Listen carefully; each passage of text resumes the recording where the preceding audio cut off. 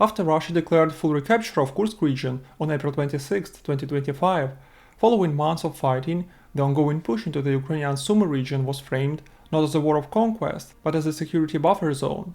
This is not a new idea, as Russia justified in the same way its 2024 Kharkiv offensive, citing the intention to protect its border from direct attacks and settlements from artillery strikes by pushing into Ukrainian territory. In practice, however, under the defensive language, lies the Russian twofold goal to distract and tie down the Ukrainian operational tactical group in Siversk, as well as close on Sumy and, as a revenge for deep humiliation of the past months, turn it into a second Kherson, terrorizing the local population by drones and artillery. In support of this theory, on the morning of April 13th, Palm Sunday, two Russian Iskander-M ballistic missiles, fired by the 112th and 448th Missile Brigades, struck central Sumy at 10:20 am, timed for a moment downtown streets and trolleybuses were filled with people heading to and from churches. 35 people were killed and 129 wounded, including 15 children, 2 of them dead. Over the following months, Sumy would absorb a steady stream of missiles, drones and glide bomb strikes. A record 355 Shahed-type drones launched in a single night on May 26th, a civilian bus drone strike on May 17th that killed 9 people, and an MLRS strike on the city itself on June 4th that killed 4 and wounded 28. The task of organizing a ground push was given to a man who had already once failed the offensive in the northern Ukraine, namely Major General Alexander Lapin, the head of the Grouping of Forces North.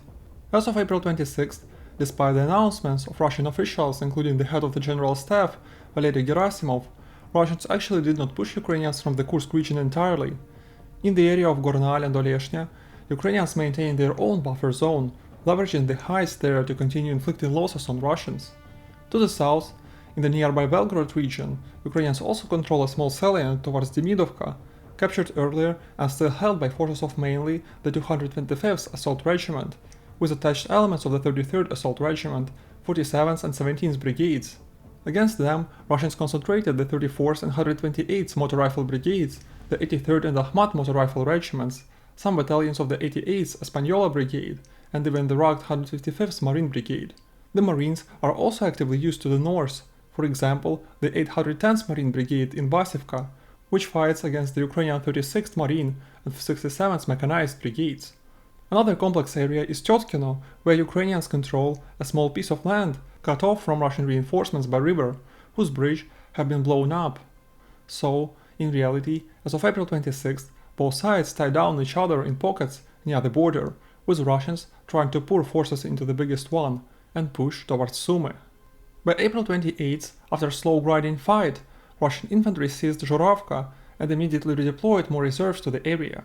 Crucially, however, almost no armored vehicles were involved in the assaults. Videos from these first days mostly feature Russian soldiers moving in squad-sized infantry groups, on motorcycles, ATVs, and converted civilian buggies, but virtually no tanks or even BMPs in support. The meaning is clear. Lapin had spent 7 months burning through Russia's last major mechanized reserves in repeated frontal assaults in Kursk. Without the ability to maneuver with mechanized forces and only able to methodically concentrate raw infantry around Basivka, Russians cannot really exploit the moment when a significant portion of the original Kursk grouping are gradually being pulled out for replenishment. The 2 Ukrainian pockets near Tyotkino and Demidovka continue to die down Russian reserves, denying them the ability to amass even immobile forces in front of Yunakivka. All this makes the whole offensive an extremely slow crawl, even by Russian standards, from the very start.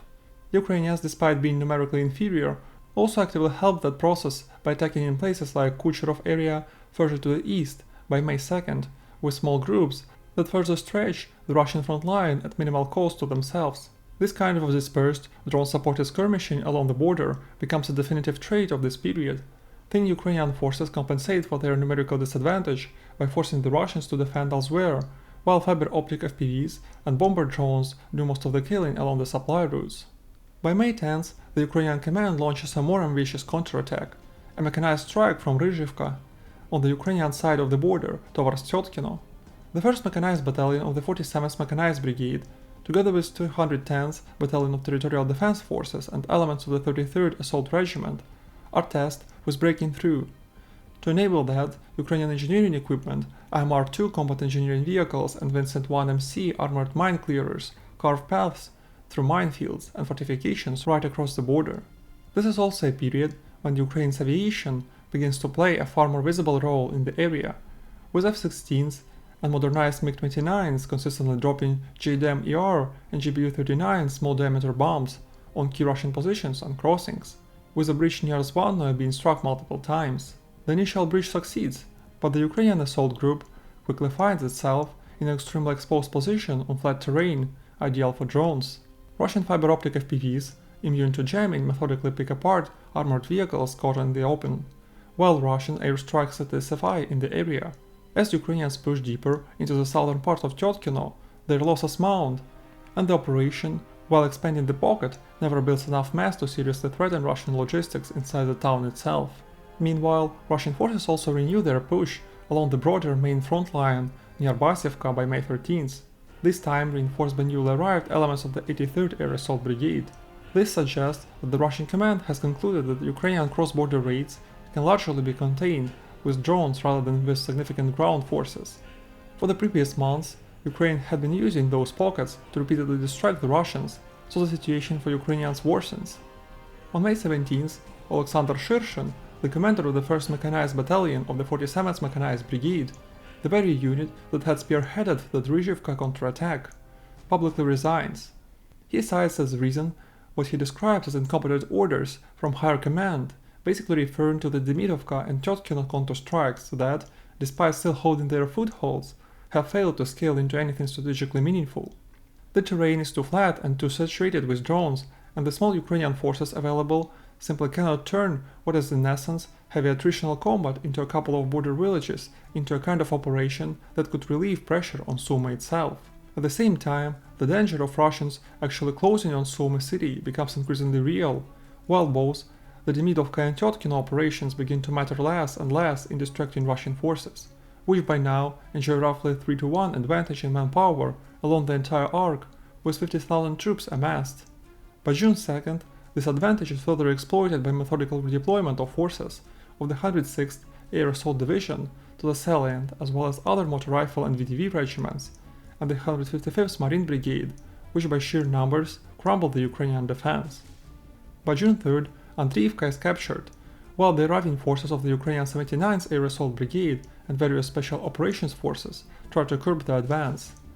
By this point, it's clear that the actual operational target of the entire Russian effort is the Ukrainian defensive backbone running along Yastrubine, Hotin, Yunakivka line, three settlements sitting on the dominant ridge, roughly halfway between the border and Sumy city, separated by a large forest belt, ideal for accumulating troops under natural cover, and connected by Oleshny River, whose bridges would have to be held or blown.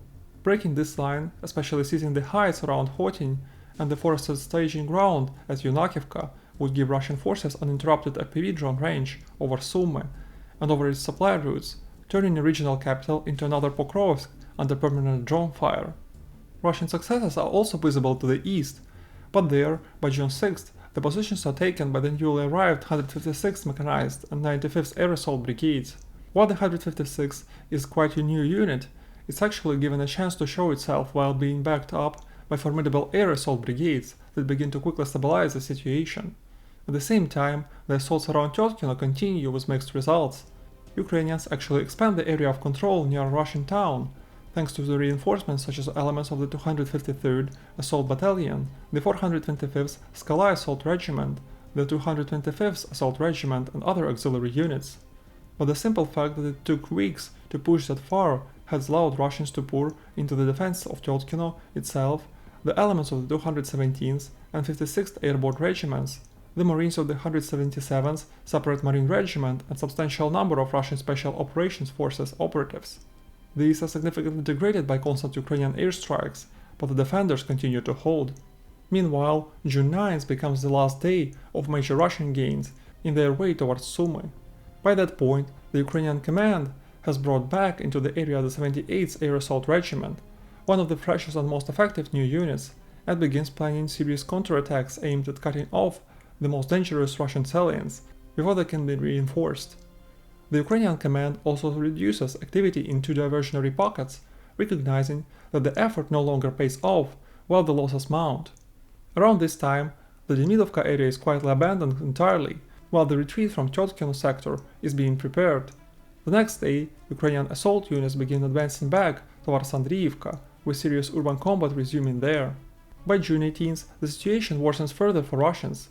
They redeploy the 30th Motor Rifle Regiment to the area in an attempt to retake it, and concentrate the effort of the Marine Brigades and numerous other units in this sector. But the Ukrainian momentum continues. By June 20th, Ukrainians further clear the area around Andriivka and consolidate. The same day, Putin himself effectively concedes the limit of his own offensive, declaring that the Russian buffer zone in Sumy region is somewhere between 10 and 12 kilometers deep, and that we have no objective to take Sumy, but in principle, I do not rule it out. The phrasing tells the whole story of shifting goalposts. Capturing a handful of border villages up to 10 kilometers deep does not prevent a single Ukrainian system from being used against Russian positions, neither on Russian nor on Ukrainian territory. Less than a week later, on June 26th, Ukrainian Commander-in-Chief Alexander Syrsky states publicly that the Russia's summer offensive on the northeastern axis stalled, that Ukrainian forces have pinned down approximately 50,000 enemy troops, and that the operation reminds him of nothing so much as the failed 2024 Russian Kharkiv offensive, which we covered in a separate video.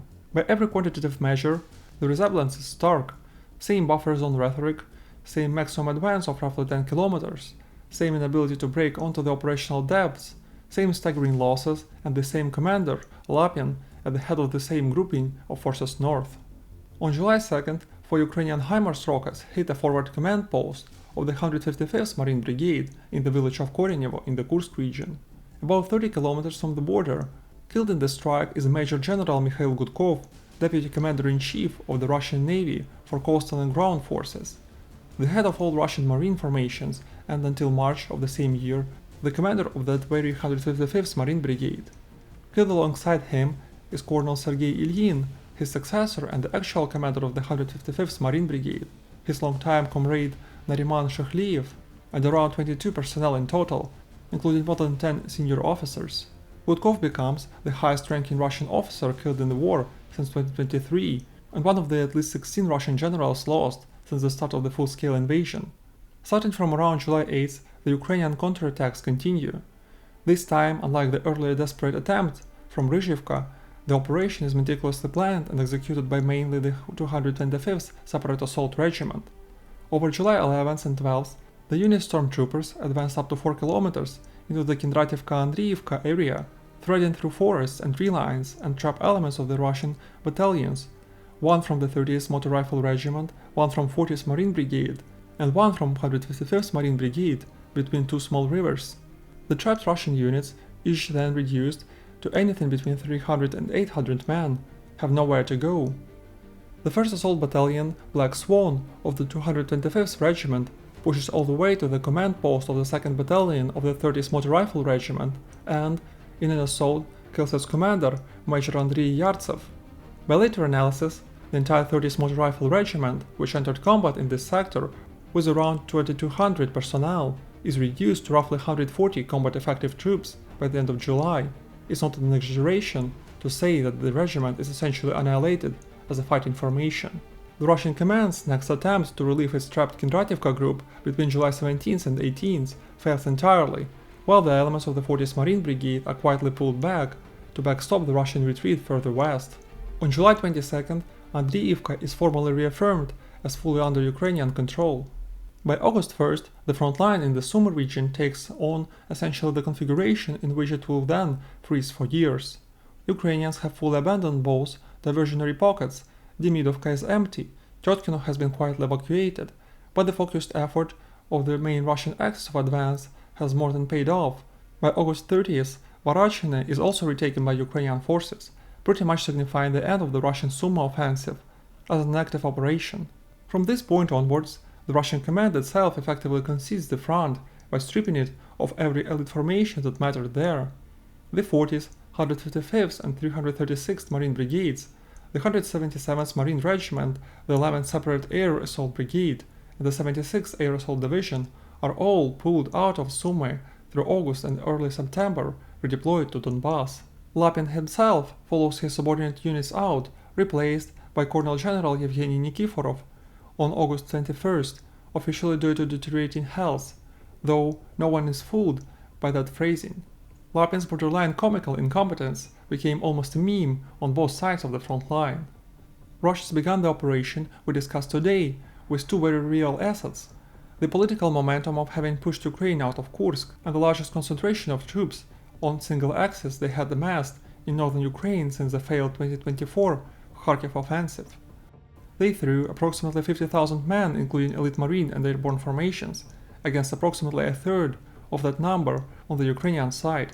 And what they got after 4 months of grinding was at peak roughly 207 square kilometers of border villages, mostly empty after evacuation, and a maximum penetration of 10 to 12 kilometers that Putin himself had publicly acknowledged as a limit, and Ukrainians still capable of conducting artillery, drone and air strikes deep into Russian territory, as shown first and foremost by the deaths of Mikhail Gudkov and other officers. Russians did not take Sumy, and in honest assessment they were never going to. Sumy is simply too large of a city, 145 square kilometers of multi-story and industrial blocks divided by rivers, 5 times the size of Pokrovsk. What Russians actually needed, and what they fell short of, was the Hotin Heights and the forested staging area around Andriivka. From there, even without taking the city itself, Russian drone operators would have had an uninterrupted line of sight over Sumy and its supply routes, turning it into a kill zone, the way so many Donbass cities have been turned dead. The goal never achieved despite heavy losses in infantry-centric assaults.